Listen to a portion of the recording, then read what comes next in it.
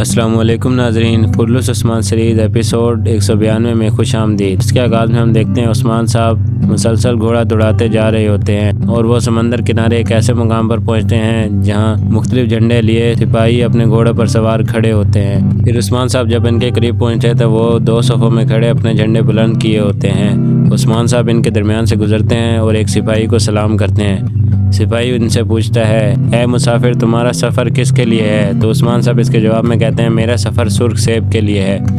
سپاہی پوچھتا ہے، تمہاری منزل کیا ہے؟ عثمان صاحب کہتے ہیں، میری منزل شہادت ہے۔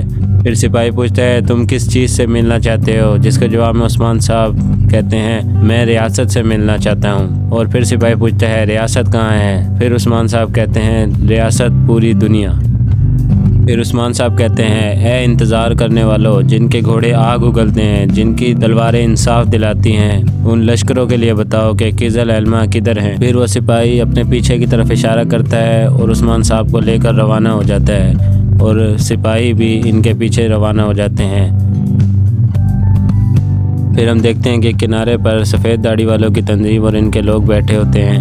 پھر عثمان صاحب ان کے قریب آ کر سلام کرتے ہیں اور وہ سلام کا جواب دیتے ہوئے کہتے ہیں، آئیں تشریف رکھیں۔ پھر عثمان صاحب کہتے ہیں، اے واللہ، اور اپنی نشست پر بیٹھ جاتے ہیں۔ پھر سفید داڑھی والے کہتے ہیں، عثمان صاحب، ارطغرل الغازی کے بیٹے، آپ نے ہمارے اعتماد کو ٹھیس نہیں پہنچائی، آپ نے منگولوں کے سامنے گھٹنے نہیں ٹیکے، آپ نے بازنطینیوں سے بھی کامیاب جنگ لڑی اور فتح حاصل کی۔ پھر عثمان صاحب کہتے ہیں، اے واللہ، ہماری فتح ہماری طاقت کے بدولت نہیں بلکہ ہمارے ایمان کے بدولت ہے۔ میں دین اسلام کو پھیلانے کی کوشش کر رہا ہوں، اور کہتے ہیں، میں ان کوششوں سے دستبردار نہیں ہوں گا۔ جس کے جواب میں بزرگ کہتے ہیں، اے واللہ عثمان صاحب، ہم نے دیکھا، سنا اور تصدیق کی، لیکن جان لیجئے کہ آگے اس سے بھی زیادہ مشکل دن آپ کا انتظار کر رہے ہیں۔ آپ کی قسمت بچھو کے شکنجے میں ہے۔ دشمن کو شکست ضرور ہوئی ہے، لیکن وہ دوبارہ سے طاقت جمع کر رہے ہیں اور وہ پوری طاقت سے آپ پر حملہ کریں گے۔ یہ جنگ فلاح بہبود کی جنگ نہیں بلکہ بقا کی جنگ ہوگی۔ جس کے جواب میں عثمان صاحب کہتے ہیں، میں ریاست کو ہمیشہ غالب کرنے کی کوشش کر رہا ہوں، ہم موت سے نہیں ڈرتے، چاہے سب ہم پر مل کر حملہ کر دیں۔ بزرگ کہتے ہیں، لیکن آپ دن بہ دن کمزور ہو رہے ہیں، آپ کی جد و جہد نے آپ کو تھکا دیا ہے، آپ کے سپاہی بھی بہت کم ہو رہے ہیں۔ جس کے جواب میں عثمان صاحب کہتے ہیں، جی میں جانتا ہوں۔ پھر ایک بزرگ کہتے ہیں، اگر آپ جانتے ہیں تو ہمیں بھی بتائیں کہ آپ کیا تدابیر اختیار کر رہے ہیں۔ جس کے جواب میں عثمان صاحب کہتے ہیں، جو تلواریں چلانا نہیں جانتے وہ سپاہی بھی زنجیروں میں جکڑے ہوئے ہیں۔ وہ سپاہی جس کا خاندان نہ ہو وہ ریاست کے مستقبل کے لیے خطرہ ہے۔ میں تمام غیر شادی شدہ سپاہیوں کی شادیاں کرواؤں گا اور میں اس پر بھرپور کام کروں گا۔ میں ریاست کے لیے ہر دستیاب ذریعہ استعمال کروں گا۔ جو بچے پیدا ہوں گے وہ ہماری ریاست کو پروان چڑھائیں گے۔ جس کے جواب میں بزرگ کہتے ہیں، اے واللہ عثمان صاحب، سلامت رہیں، سلامت رہیں۔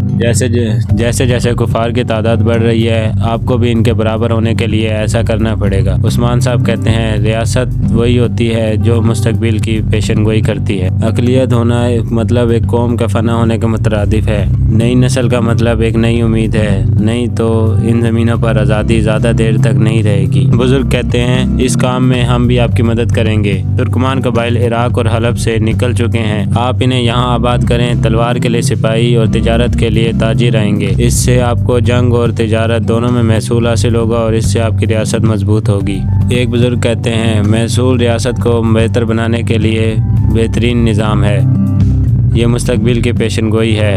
عثمان صاحب کہتے ہیں، آپ بالکل درست فرما رہے ہیں۔ پھر بزرگ کہتے ہیں، ہم آپ کو فتوحات کی خوشخبری دیتے ہیں۔ تلوار نیام سے نکل آئی ہے، پرچم بلند ہو گیا ہے۔ جب سلجوق ریاست ختم ہوئی تو تمام سرداران بغیر رہنما کے رہ گئے۔ ان سب نے کہا، میں رہنما بنوں گا، لیکن آپ نے کفار سے جنگ کی اور آپ نے اسلام کے مقصد کو چنا، اس لیے فتوحات کی آگ روشن ہوئی۔ یہ ایسی آگ ہے جو ظالموں کے لیے خوف اور مظلوموں کے لیے امید ہوگی۔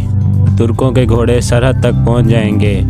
پیش قدمی کریں عثمان صاحب اور خیانت کے خنجر کو توڑ ڈالیں اور اسلام کا انصاف پھیل جائے۔ یہ سب سنتے ہی عثمان صاحب کھڑے ہو جاتے ہیں اور اپنے دل پر ہاتھ رکھ کے کہتے ہیں، کفار ختم ہو جائیں گے، کفار نیست و نابود ہو جائیں گے، تباہ ہو جائیں گے۔ میں قسم کھاتا ہوں کہ ترکوں کی زمینیں دن بہ دن بڑھیں گی، یا تو ہم حکمران ہوں گے یا کووں کی خوراک۔ جس کے جواب میں سرداران کہتے ہیں، اے واللہ، اے واللہ۔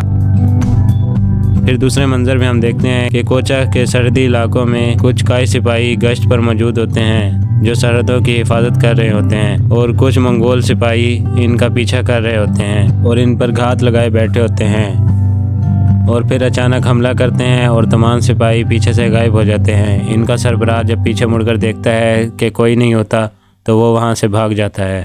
پھر کائی سپاہیوں کے دوسرے گروہ پر حملہ ہوتا ہے، وہ بھی ایک ہی جھٹکے میں پکڑے جاتے ہیں اور زنجیروں میں جکڑے جاتے ہیں۔ پھر ترگس صاحب وہاں پہنچتے ہیں اور منگولوں نے سپاہیوں کو پکڑا ہوتا ہے۔ پھر ترگس صاحب کہتے ہیں کھڑے ہو جاؤ، یہ سن کر تمام سپاہی کھڑے ہو جاتے ہیں، اور وہ منگول سپاہی کوئی اور نہیں بلکہ جرگتائی، بوران اور توران اور ان کے سپاہی ہوتے ہیں۔ جرگتائی کہتا ہے ہم نے تمہیں شکست دی۔ پھر ترگس صاحب کہتے ہیں کچھ دیر پہلے درجن بھر سپاہی شہید ہو گئے، تم سب مر چکے ہو۔ پھر ایک سپاہی کو بلاتے ہوئے کہتے ہیں تم نے اپنے غائب ہوئے سپاہیوں کو کیوں نہیں دیکھا اور تم بھاگ گئے؟ اگر تم احتیاط سے کام لیتے تو 4 سپاہی شہید نہ ہوتے۔ چلو خیر، میں تمہیں یہ سکھاؤں گا آسان یا مشکل طریقے سے۔ میں رات کو اپنے خیمے میں تمہارا منتظر ہوں گا۔ یہ کہتے ساتھ ہی وہ یہاں سے چلے جاتے ہیں۔ پھر جرگتائی کہتا ہے تم جل چکے ہو سپاہیوں، ترگس صاحب تم سے اس کا حساب لیں گے، اور کہتے ہیں چلو خیمے کی طرف۔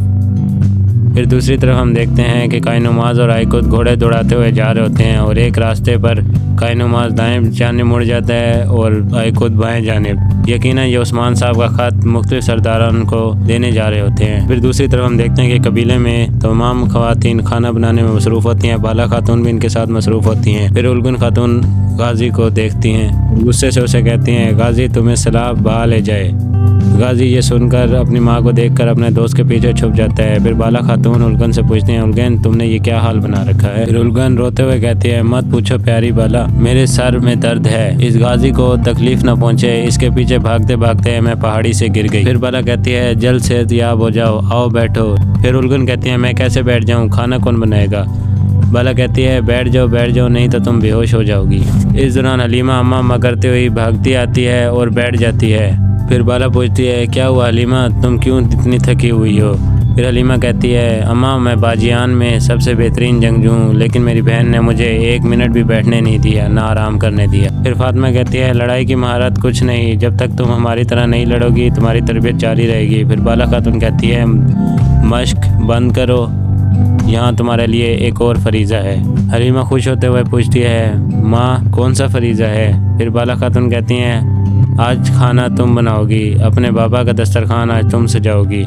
پھر حلیمہ پریشان ہوتے ہوئے کہتی ہے لیکن ماں میں تو ابھی سیکھ رہی ہوں۔ گونجا کہتی ہے ماں کیا آپ کو یقین ہے ہم آج رات بھوکا بھی رہ سکتے ہیں؟ جس پر فاطمہ کہتی ہے بھابھی یہ کیا بات ہوئی؟ گونجا کہتی ہے نہیں میں مذاق کر رہی ہوں۔ پھر حلیمہ پوچھتی ہے ماں میرے بابا کدھر ہیں، میں ان سے پوچھتی ہوں کہ وہ کیا کھانا پسند کریں گے۔ تو بالا کہتی ہے وہ قبیلے میں موجود نہیں ہے، مجھے نہیں پتا وہ کہاں ہیں۔ پھر حلیمہ کہتی ہے میں اپنے بابا کے لیے بہترین کھانا بناؤں گی، اور جیسا کہتے ساتھ ہی وہ وہاں سے روانہ ہو جاتی ہے۔ تو ناظرین اس پارٹ کا اختتام یہیں پر ہوتے ہیں، ملتے ہیں نیکسٹ پارٹ میں۔ ویڈیو پسند آئی تو لائک کریں، چینل کو سبسکرائب کریں۔